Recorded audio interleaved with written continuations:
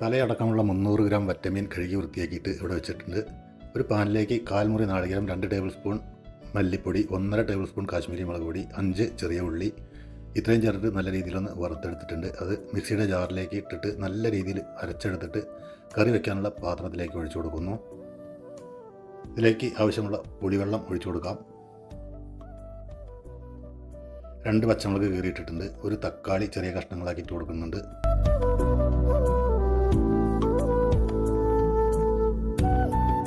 മിക്സിയുടെ ജാറ് കഴുകിയിട്ട് സ്വല്പം കൂടി വെള്ളം ഒഴിച്ചു കൊടുത്തിട്ടുണ്ട്. 1/2 ടീസ്പൂൺ മഞ്ഞൾപ്പൊടി ഇട്ട് കൊടുക്കുന്നു.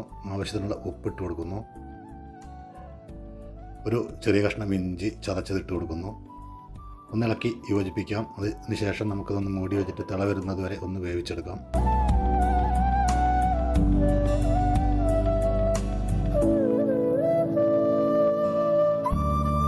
തിള വന്നപ്പോൾ ഇതിലേക്ക് നമുക്ക് മീൻ കഷ്ണങ്ങൾ ഇട്ട് കൊടുക്കാം. മീൻ കഷ്ണങ്ങൾ ഇട്ട് കൊടുത്തതിന് ശേഷം ഇത് അടച്ചു വെച്ചിട്ട് ഒരു 10 മിനിറ്റ് വേവിക്കണം. 5 മിനിറ്റ് ശേഷം ഞാനൊന്ന് തുറന്നു നോക്കി. അപ്പോൾ ഗ്രേവി മുഴുവനായിട്ട് വറ്റിയിട്ടില്ല, ഒന്നുകൂടെ വറ്റി വരാനുണ്ട്. അപ്പോൾ വീണ്ടും ഒന്ന് അടച്ചു വയ്ക്കണം. ഉപ്പ് പൊടിയെല്ലാം ഈ സമയത്ത് നോക്കാം നമുക്ക്. അടച്ചു വെച്ചിട്ട് വീണ്ടും ഒരു 5 മിനിറ്റിന് ശേഷം തുറന്നപ്പോൾ നമ്മുടെ മീൻ കറി നല്ല രീതിയിൽ ഇവിടെ വെന്ത് വന്നിട്ടുണ്ട്. ഒന്ന് ഇളക്കി യോജിപ്പിക്കാം. ഇനി ഇതിലേക്ക് ഒരു വറവ് ചേർക്കേണ്ടതുണ്ട്.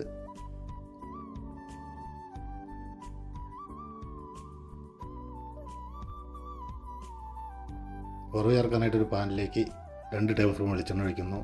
10 കൊച്ചുള്ളി ചെറുതായിട്ട് അരിഞ്ഞത് ഇതിലേക്ക് ഇട്ട് കൊടുക്കുന്നു. ഗോൾഡൻ ബ്രൗൺ ആവുന്നത് വരെ വഴറ്റിയെടുക്കുന്നു.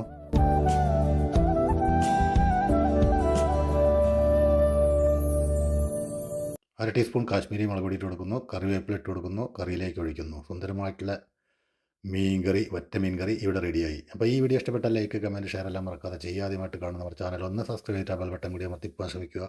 അടുത്തൊരു വീഡിയോ ആയി വരുന്നതായിരിക്കും. നന്ദി, നമസ്കാരം. ഞാൻ ജനു ജനാർദ്ദനൻ. ബായ്.